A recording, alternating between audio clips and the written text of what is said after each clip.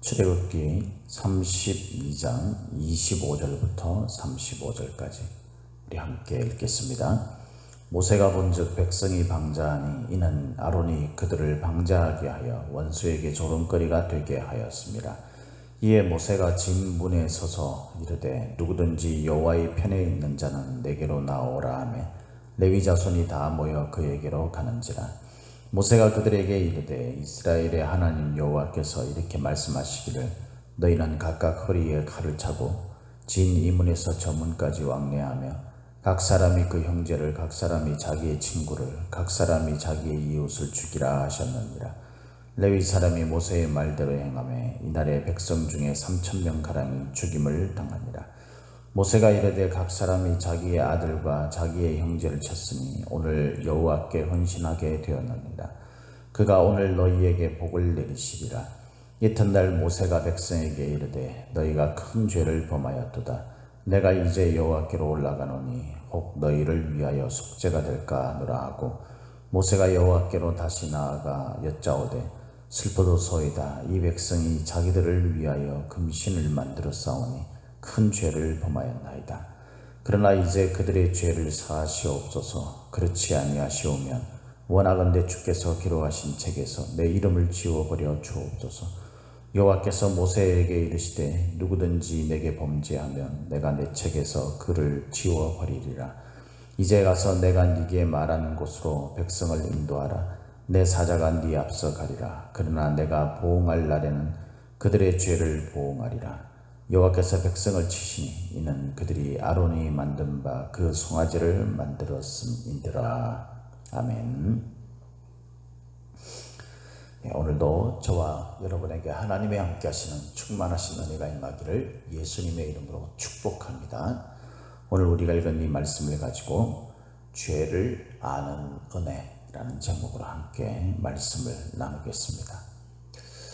우리가 하나님과 우리와의 관계에 있어서 거룩성을 유지하는 것, 그것은 다른 어떤 것보다 중요하죠. 우리가 거룩성을 유지하기 위해서는 우리가 죄를 알아야 합니다. 자기가 죄 가운데 있음에도 불구하고 또는 죄의 행위를 함에도 불구하고 그게 죄인 줄 모르는 상태에 있다면 하나님 앞에 어떻게 우리가 성결하고 거룩하게 되겠어요? 소위 말해서 이 하나님 앞에 회심이라는 것은 회개를 하고 돌이키는 것을 말하는 거죠. 그래서 하나님이 주신 그 진리를 따라서 내가 살겠다라고 결단을 하고 그런 삶을 사는 것을 믿음 생활이라고 하지 않습니까? 그런데 회개라는 것은 그 죄를 깨달아야만 회개를 할 수 있는 거죠. 우리가 보통 이제 무슨 집회라든가 아니면 무슨 그 부흥회나 어떤 그런 이런 그 시간들을 가지게 되면 거기서 막 회개합시다 뭐 이렇게 이야기하면 자신의 죄가 뭔지를 잘 몰라요. 모르고 그냥 분위기에 따라서 뭐 하여튼 울면서 내가 죄인입니다 이렇게 고백을 해야 되는가 보다 이런 막연한 그런 생각을 가지고 하는데 죄는 그런 게 아니고 죄에 대한 회개는 그런 게 아니고요. 굉장히 구체적인 거예요. 그리고 실제적인 것이고 우리가 우리 자신에 대해서 깨닫지 못하면 알지 못하면 그걸 할 수가 없는 거죠. 하나님은 저와 여러분들에게 어떤 세밀한 행위에 대한 모든 것들을 열거하는 것은 뭐 그러지 않을 수도 있지만 분명한 사실은 우리 마음속에 믿음을 주실 때 그때 죄에 대한 깨달음과 내가 정말 심각한 죄인이구나, 하나님의 심판에 의하면 죽을 수밖에 없는 죄인이구나, 나의 끝은 사망이구나 하는 것을 진심으로 깨닫게 합니다. 그래서 통곡하게 되는 것이고, 그죠? 하나님의 절대적인 구원이 우리에게 있어서 간절히 소망되어지는 것이 되는 거죠. 오늘 우리가 읽은 이 본문 말씀은 이스라엘 백성들이 아론을 중심으로 해서 금송아지를 만들었 그 죄 가운데 이제 그 죄의 그 해결을 하는 그 장면이 나옵니다. 이스라엘 백성들이 하나님께서 인도하시는 가나안 땅으로 지속적으로 갈 수 있고 하나님의 언약 백성으로 지속적으로 될 수 있었던 이유는 이 죄에 대한 문제를 직면했을 때 그 죄를 해결하는 시간이 있었기 때문이에요. 저와 여러분들도 우리가 하나님과의 관계를 유지하고 하나님과의 그 친밀한 가운데 하나님의 은혜를 누리는 삶을 살려면 우리가 죄에 대한 분명한 깨달음과 그 죄에 대한 청산의 시간이 분명히 있어야 한다는 겁니다. 그래서 35절에 보면 34절에 보면 이렇게 되어 있죠. 이제 가서 내가 네게 말한 곳으로 백성을 인도하라. 이 말은 이제 그 가나안 땅으로 이제 다시 출발해라 그 말이죠. 하나님이 약속하신 땅으로 이스라엘 백성들이 들어가려면 앞부분에 금송아지를 만들어서 죄악 가운데 있었던 이스라엘 백성들이 하나님 앞에 심판받는 이 문제를 해결해야 됐었던 거죠. 그래서 그 문제가 해결되어지고 이제 하나님께서는 이스라엘 백성들을 다시 언약 백성으로 가나안 땅으로 인도하시겠다고 말씀을 하시는 겁니다. 그러면서 내 사자가 이 너희들 앞서서 그렇게 갈 거다라고 말합니다. 여기서 내 사자라는 것은 일반적으로 신학자들에 의하면 성자 예수 그리스도를 의미한다라고 그렇게 말합니다. 하나님께서는 내가 너희들과 함께 가지 않을 것이다 라고 말하는 부분이 이제 33장에 보면 나오죠. 나는 너희들과 가지 않을 거야 라고 하는데, 이제 성자 예수, 이위 되신 예수님이 가시는 건 곧 하나님이 가시는 거죠. 그럼에도 불구하고 하나님이 그렇게 표현한 것은 이제 이스라엘 백성들의 범죄, 그것에 관한 이야기를 하는 거잖아요. 우리가 이제 내일 살펴볼 말씀이지만은 그 내용을 읽어보면 33장을 읽어보면 이 하나님의 나는 너희들과 함께 하지 않을 거다 라고 말씀하시는 게 그 뉘앙스가 진짜 함께 하지 않을 거다라는 말씀이 아니라 이스라엘 백성들이 진정으로 회개하고 돌이켜야 함께 하는 것과 또 하나님이 함께 하시지 않는 그 죄라는 것이 하나님이 함께 하시지 않는 얼마나 심각한 것인지에 대한 경고, 뭐 이런 의미로 우리가 좀 생각해 볼 수 있는 겁니다. 어쨌든 하나님은 이 죄의 문제가 해결됨으로 인해서 다시 언약의 관계가 정상적으로 작동되고 있음을 가나안 땅으로 인도하시는 방법을 통해서 가르쳐주고 있다라는. 그러면 어떻게 이 죄의 문제가 해결될 수 있었습니까? 오늘 본문에 보니까 먼저는 이 백성들의 상태를 진단을 합니다. 그죠? 25절에 모세가 본즉 백성이 방자하여, 이 방자하다라는 말이요, 이 원래 뜻이 뭐냐면은 이제 뭐랄까요, 끈이 탁 풀려지는 것처럼 그런 상태를 말하는 거예요. 그러니까 소위 말해가지고 막 이제 멋대로 막 가다, 그런 뜻이죠. 이스라엘 백성들이 하나님에 의해서 이 조직적이고 체계적이고 또 질서 있게 그렇게 되는 게 아니라 이제 각자의 충동적인 마음, 이런 것들에 의해서 그냥 튕겨져 나가는 그런 상태를 말하는 그런 상태. 소위 말해서 통제불능이 됐다는 거예요. 하나님이 말을 해도 듣지 않는다는 거죠. 이게 방자하다라는 뜻이에요. 원래 원문의 뜻이. 이런 상태가 됐을 때 이게 결과론적으로 어떻게 되냐면 그 뒤에 보니까 그렇게 됩니다. 이 방자하다는 말을 두 번이나 쓰죠. 백성이 방자하니 이는 아론이 그들을 방자하게 하여, 그죠? 그렇게 됐더니 원수에게 조롱거리가 되게 하였다. 조롱거리의 의미도 우리가 조금 더 넓게 보면요, 마음대로 이렇게 까부르게 이제 마음대로 이렇게 건드리게 그렇게 됐다라는 뜻이죠. 그러니까 쉽게 생각하게 됐다는 거예요.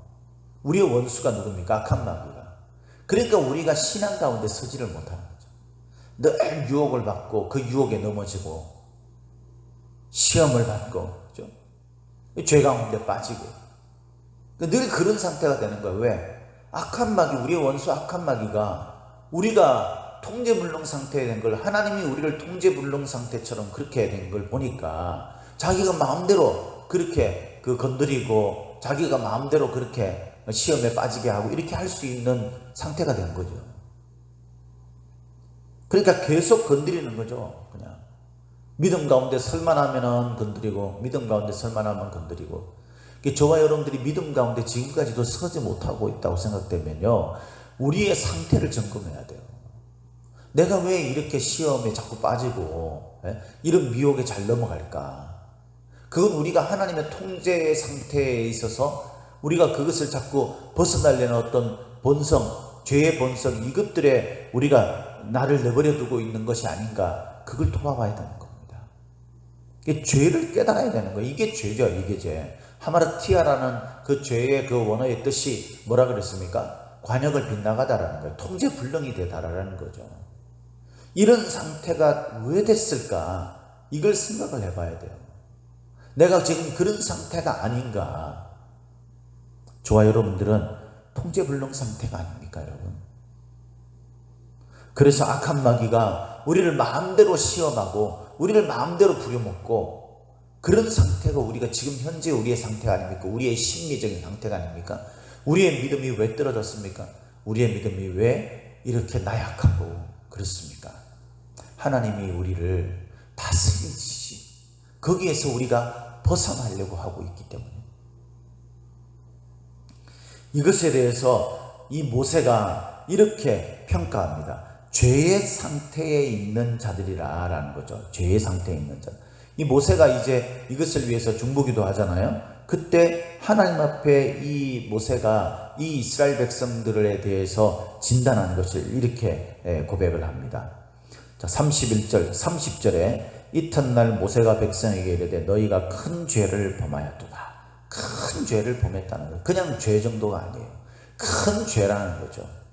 저와 여러분들이 하나님의 말씀을 따르지 않고 내 마음에 일어나는 생각대로 살려고 하는 것이 하나님 앞에서는 그냥 사소한 죄가 아니에요. 내가 나와서 예배를 드리고 뭐 그냥 소위 말해서 겉으로 신앙생활 하는 것처럼 보이면 뭐 내가 때로 잘 안 되는 부분이 있지 이라고 생각하는 그런 것들을 자꾸 핑계를 대고 정당화시키고 이러면서 우리가 그냥 하나님의 말씀을 따르지 않고 마치 통제불능 상태처럼 그렇게 내 고집과 내 의지대로 살아가려는, 그것을 우리는 가볍게 여기잖아요. 그런데 모세는 그것을 어떻게 말하냐면 큰 죄라고 합니다. 큰 죄. 사실 이 큰 죄라고 그렇게 말한 이 말이요, 성경에는 별로 나오지 않아요.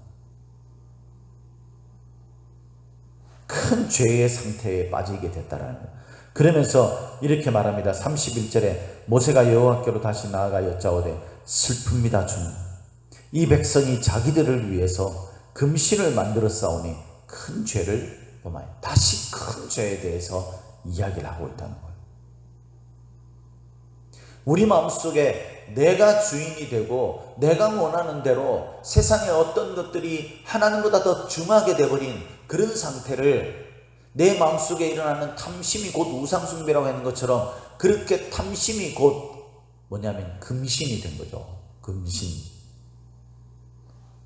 그것이 하나님 앞에서 큰 죄라고 했어요. 이 죄는 어느 정도냐면 하나님이 주신 책, 주께서 기록하신 책, 이게 뭐예요? 생명책 같은 거예요. 소위 말해서. 왜냐하면 거기서 이름을 지어달라고 하는 거 보니까. 그죠? 하나님이 우리를 구원하시는 그 생명책, 거기에 이름이 있었는데 거기서 이름을 지어달라는 것은 곧 죽는다라는 의미예요. 그래서 실제적으로 모세는 이 해결책을 어떻게 합니까? 그 죄를 완전히 그 진중에서 소멸시키는 일을 하죠. 우리가 보면 이게 참 끔찍한 이야기예요. 27절에 모세가 그들에게 이르되 이스라엘의 하나님 여호와께서 이렇게 말씀하시기를 너희는 각각 허리에 칼을 차고 진 이 문에서 저 문까지 왕래하며 각 사람이 그 형제를, 각 사람이 자기의 친구를, 각 사람이 자기의 이웃을 죽이라 하셨느니라. 실제로 이때 죽음을 맞이했던 사람이 약 3,000명 정도 된다 그래요. 이 죽은 3,000명이 어떤 사람인지는 나와 있지 않아요. 그러나 분명한 것은 이들이 그 중에 아주 중요한 그런 역할로 가담했던 자라고 추측해 볼 수 있는 거죠. 하나님은 공평하신 분이시고 의로우신 분이시니까. 그죠? 그런데 분명한 건 이들이 누구냐면 형제고 친구고 이웃이라는 거예요. 레위 지파 사람들이 이에 대해서 헌신을 합니다. 그래서 이 레위 지파 사람들을 뭐라고 이야기하냐면 29절에 모세가 이르되 각 사람이 자기의 아들과 자기의 형제를 쳤으니 오늘 여호와께 헌신하게 되었느니라. 여러분, 우리가 듣기에는 참 거북스러운 말 아닙니까? 형제를 죽인 거예요. 심지어는 자기 가족일 수도 있는 거죠. 이렇게 아주 사람들을 이렇게 살해하는, 이렇게 죽이는 이런 일을 했는데, 이것이 뭐냐면 하나님 앞에 헌신된 것이다라고 말을 하는 겁니다. 이 헌신되다라는 이 말의 원문의 뜻은요, 구별되다 또는 임명되다, 그래서 위임됐다, 이렇게 해석하는 사람들도 많습니다. 이때부터 레위 지파 사람들이 대대로 소위 말해서 하나님의 그 성전과 관련된 일을 감당하는 그런 자로 위임됐다, 이런 그 설이 있어요. 그런 말이. 어떻게 했기 때문에요? 자기 가족이고 뭐가 없다는 거예요. 하나님의 거룩을 유지하기 위해서는 기꺼이 그것을 내 살을 도려내듯이 도려냈다라는 거예요. 뭐 이때 고대 시대 때는 그 사람이 죽고 하는 그런 칼로 쳐서 죽이고 이렇게 죽느냐 사느냐 하는 문제가 그때는 굉장히 그 어떤 보편적인 그 법 집행의 방법 중에 하나였지 않습니까? 그러니까 이때 시대에는 사실 이것이 아주 심각한 문제로 뭐 그렇게 지금 우리가 생각할 때 너무나 거북스럽고 이해할 수 없는 그런 일로 되지는 않을 수 있습니다. 그럼에도 불구하고 이들이 취한 행동은요, 정말 지독한 거예요. 소위 말해서 지독한 거죠. 그걸 자신들의 손으로 쳐냈다는 거예요. 죄는 그만큼 무서운 거예요, 여러분. 우리가 세상 살면서 뭐 이쯤은 이라고 말하고 있지만 그것에 속으면 안 돼요. 우리가 하나님 앞에서 내가 원하는 삶을 살아가는 그 죄라는 것이요, 하나님 앞에 얼마나 큰 죄인지를 알아야 되는 겁니다. 그걸 아는 게 곧 은혜인 거예요. 내가 내 죄를 알 때, 그때 하나님 앞에 이것이 얼마나 심각한 것인지를 알게 되고, 그럴 때 내가 살기 위해서, 다시 말해서 하나님의 은혜를 다시 찾기 위해서 하나님 앞에 철저한 회개를 할 수 있는 거예요. 단호하게 마음이 아파도 힘들어도 그 죄를 쳐내는 작업을 하는 거예요. 거룩을 유지하기 위한 결단을 이루는 겁니다. 그럴 때 우리가 생명체계, 하나님과의 언약의 관계가 유지될 수 있는 거예요. 그렇게 생각을 해야 돼요, 여러분. 저와 여러분들에게는 죄로 인한 깊은 탄식이 있습니까? 모세는 이 문제를 가지고 하나님 앞에 나가서 슬픕니다, 주님이라고 고백했어요.